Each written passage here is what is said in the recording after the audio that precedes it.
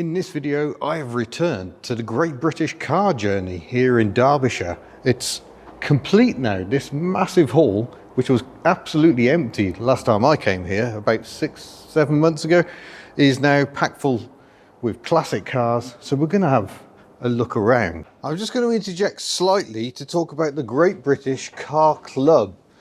Do check it out. You get a season pass to the museum itself. You get 40% off the driver experiences, loads of other things that you get a percentage off, the cafe, but also things outside that in the wider world. So it's an official affiliated club, and yeah, it's got all sorts of benefits. So do go and check it out. Link will be in the description below. One of the latest exhibits here is this 1902 Arrol-Johnston. It's absolutely beautiful. It's exquisite. It's sat in a barn for many years. It's been cleaned up a bit, but not too much. And I absolutely love it. It's a splendid thing. It's got an engine at the back here, sort of like the dog cart style of early motor car. And it's total loss oil, hence the many drip trays. And yeah, absolutely wonderful. So Arrol-Johnston was a company that existed in Glasgow, Paisley to be precise. But yeah, let's look at this enormous headlamp. It's wonderful to see. And this car is part of a collection. It used to belong to Geoffrey Plaister, and he has a charitable foundation that owns 3 cars that are in this collection now, and I think a few more as well. So let's go and get started. Now the collection centres initially around the Austin 7 because the chap who founded this museum, Richard, has a huge soft spot for 7s, and in many ways it is where the real story of the British motor industry starts. The Austin 7 was the car for the masses. It was a Volkswagen Beetle before the Beetle even existed. Launched in 1922. This is a 1925 Chummy. The car's evolved to get better headlamps and the different body styles as well, sports bodies, saloons, and these beautiful, I think that's an Opel convertible, OPAL, not OPEL, of course. And yeah, that is where it all begins. And this is this car parked outside where Herbert Austin used to live, in the amusingly titled Licky Hills near Longbridge in Birmingham, and the man himself. So that room down the bottom on the billiard table is where Stanley Edge, an apprentice at Austin, helped Herbert Austin draw up the plans for his new little car. So I'm sure Miss Hubnut would be taken by this little caravan. It's a bit dark and gloomy in here, late in the day, but yeah, it's got curtains, and that's about as luxurious as it gets. Very interesting car here. Oh, incidentally, yes, you get a little tablet with headphones, which will take you on an audio tour of this place. And you can scan these QR codes with said little tablet, and it'll tell you more about the cars. So this, very interesting, the Austin Woody. You can see them being built there. And apparently that place was full of people recovering from tuberculosis. Very, very contagious. But they could work there as they improved their health. And woodies, there was steel and aluminium shortages, so making a car out of wood actually seemed sensible for a time. Ford Anglia side valve Ford, little Austin A30, really, really nice. More Austins, Ruby here, I think. Austin 10, quite nice. My friend Bob, sadly departed, owned Austin 10s. But both these cars were owned by the same family, and this 16 here is that one there on this photo. That is the family. So it belonged to Grandad there in the middle. And yeah, it's just wonderful to have that story attached to the cars. And like I say, you can scan these codes and find out much more about some of these cars. Morris Minors, we've got one of the 2, I think, Minor Millions they own in this collection. A low light MM convertible, 1950. That's very, very early. And you got to have a Traveller, of course. And that's a 1959 split windscreen. And I thought they'd stop doing split windscreens by 1959. Moving around this gorgeous patinated Land Rover, which thankfully they have decided not to paint. That just looks splendid because it's aluminium, it's not going to rust. So just leave it be. Morris Oxford here, the car that became the Hindustan ambassador, built in India until fairly recently. Standard Vanguard and the Austin A70 Hereford, the largest of their cars at the time.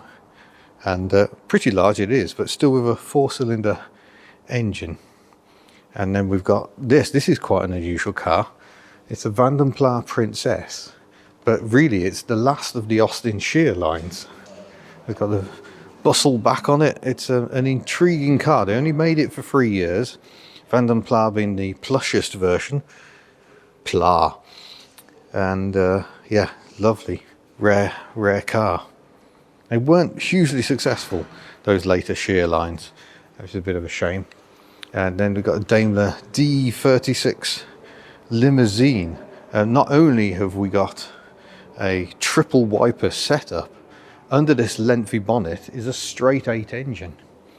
Daimler's a noble car, very, very popular with royalty for a time.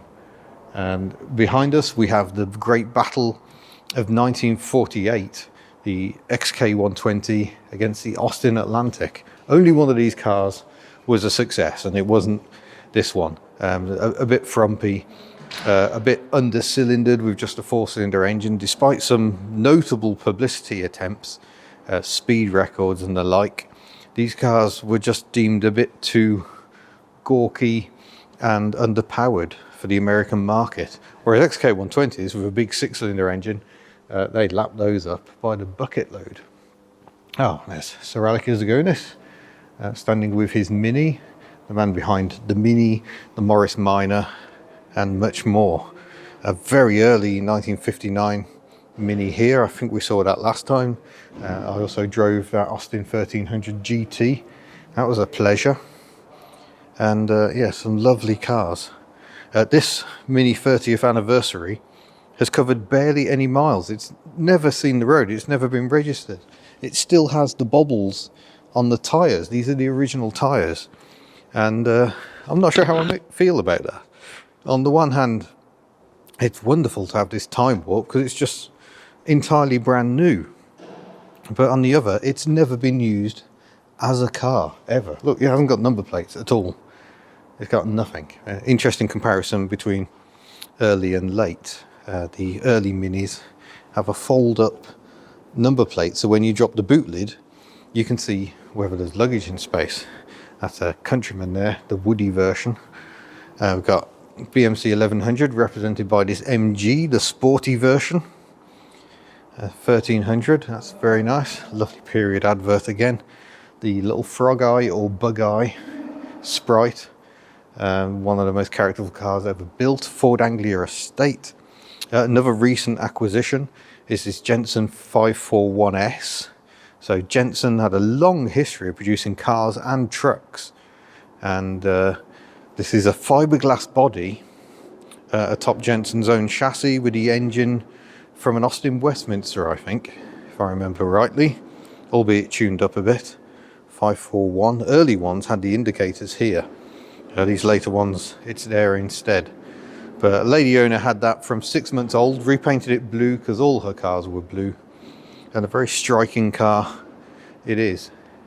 Over here, Vauxhall Vx490. I thought these were rare, but I keep seeing them everywhere. Little Miss Hubnut drove one, a driver event. So yeah, more about than you think.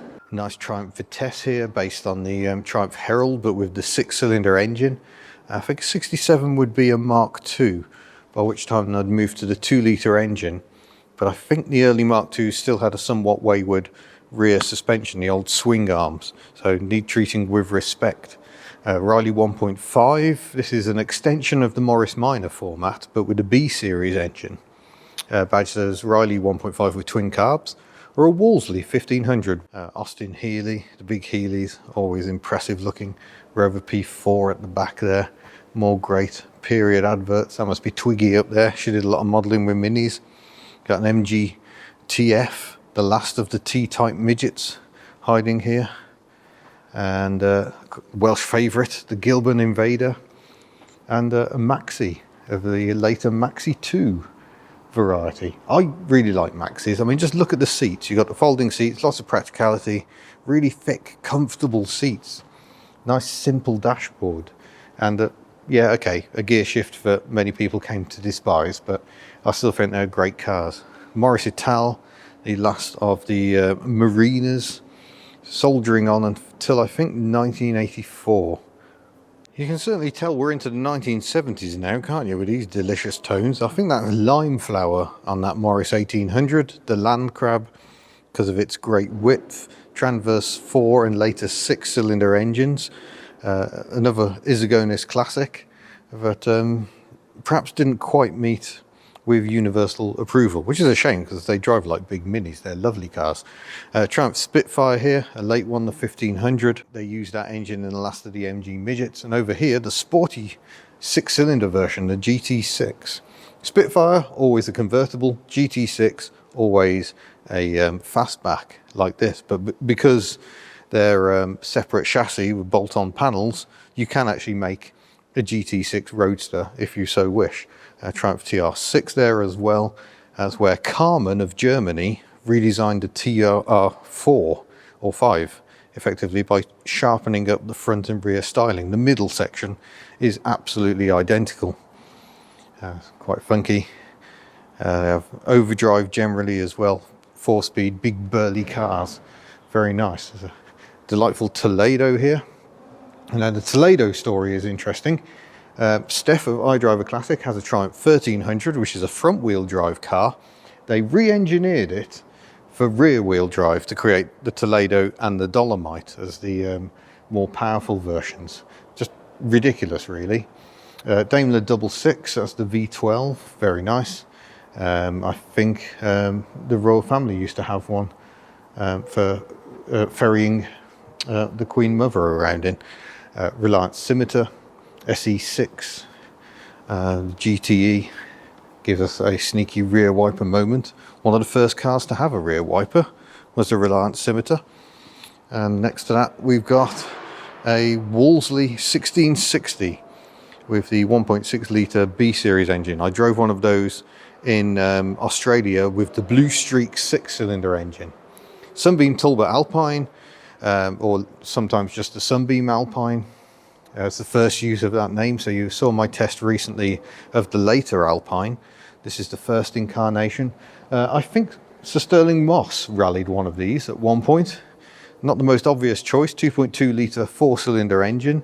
This one has floor change, some had column, and more Roots glory over here. An earlier Rapier, I drove a 1970s Rapier recently, but this also has the pillarless coupe look. Again, very inspired by America. And yeah, fabulous looking cars, I think. Hillman Avenger, a better car than a Marina, I think. That's my conclusion. I really like these. Lovely dashboards. I drove one very briefly when I was in New Zealand. Got a sneaky look at those hockey stick rear lights, a wonderful feature. And Hillman Minx California Coupe. Amusingly, you could get these in the gay look, which just shows you how names evolve. We've got a Humber Hawk estate here as well, very large. And the Super Snipe is the 6-cylinder version, so for a bit more luxury. And here's your luxurious Hillman Hunter, the Humber Scepter. So very similar to that Rapier I drove fairly recently, but this is automatic indeed. And we've actually got wood on the dashboard, because posh Humber. The Singer Chamois was a posher Hillman Imp as well, and we've got a Hillman Husky van, both lovely vehicles. And there is an Imp you can drive here, which sadly has a later dashboard, not these stalks sprouting out the dashboard, which I think is a wonderful design feature. Moving into the next section, more interesting vehicles. Ford Fiesta here, convertible. I wonder if they were Crayford. I don't know, but very neat job. Although we haven't seen it with the roof up.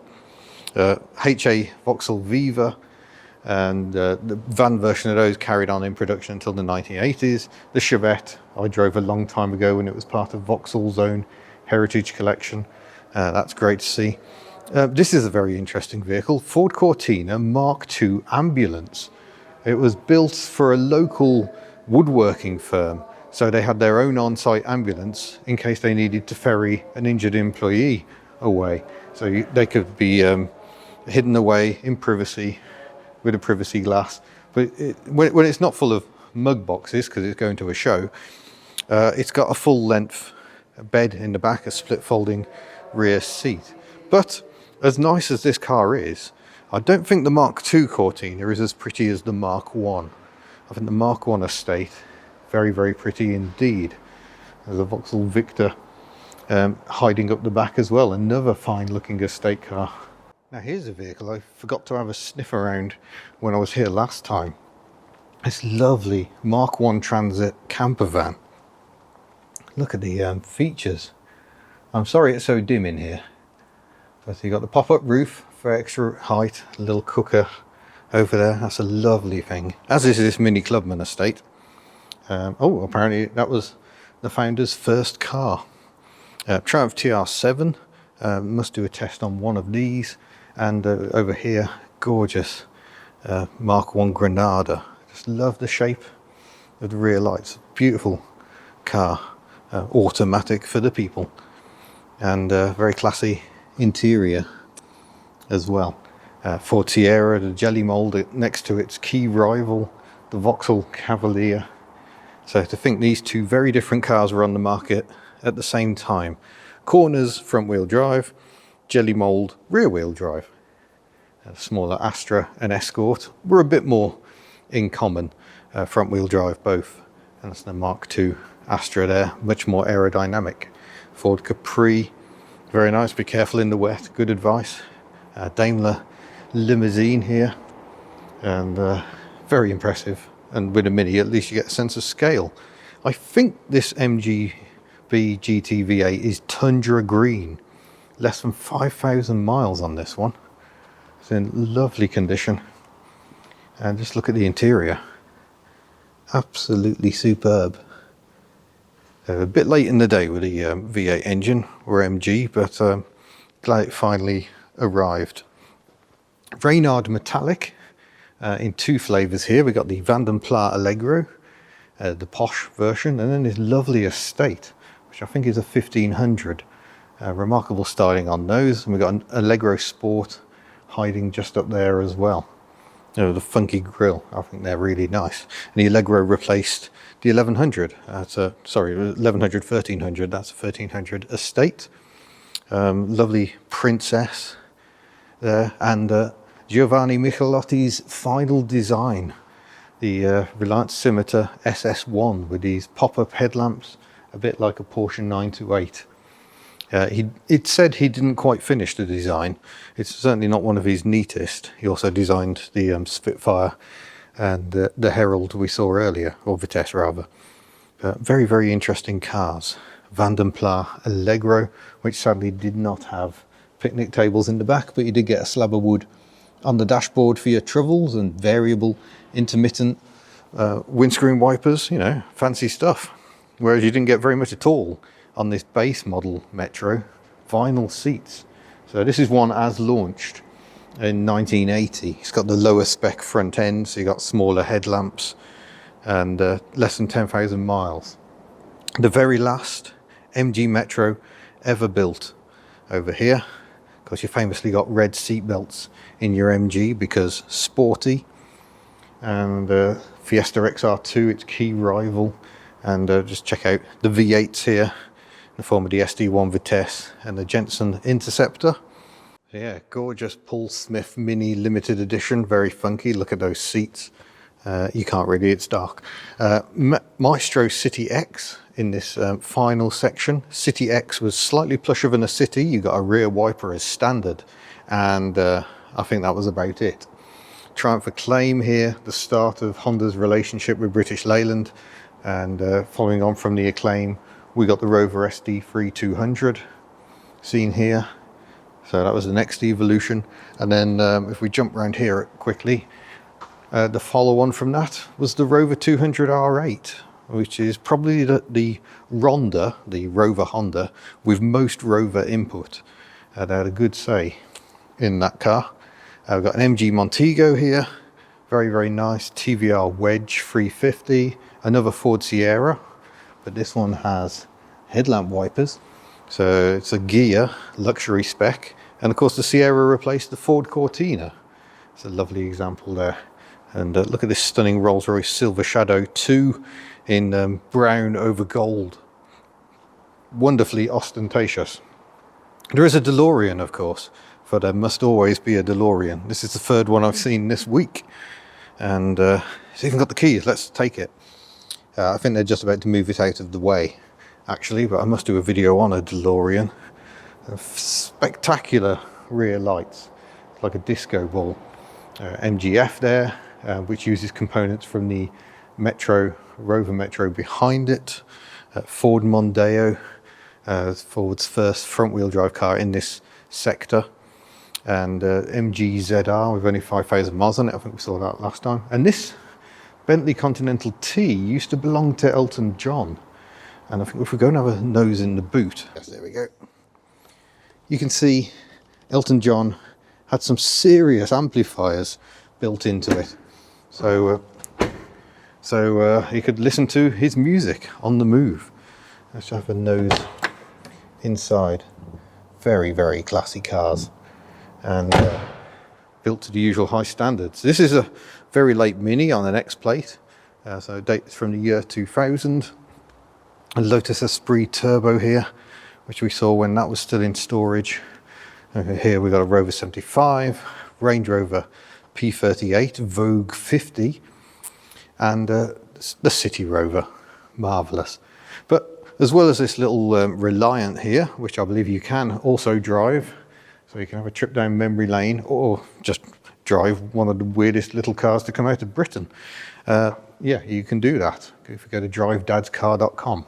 And over here, a Ford Prefect and also a stripped down chassis. This is a work in progress. It does have an electric motor fitted, so you can see all the components. You can see the valve gear opening, you can see the gearbox going round, you can see the differential at the back. Okay, you can see the gears working their way in there. This is going to be operational shortly. So that's a Ford Prefect chassis from 1949.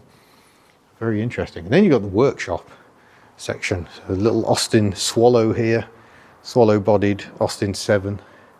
That's a lovely example. And another old Austin that they've just dug out of a barn. It's in beautifully patinated condition. We head over to have a look. Look at that, it's just absolutely magnificent. They have no plans to restore this car more than is absolutely necessary to get it running again. It's absolutely splendid.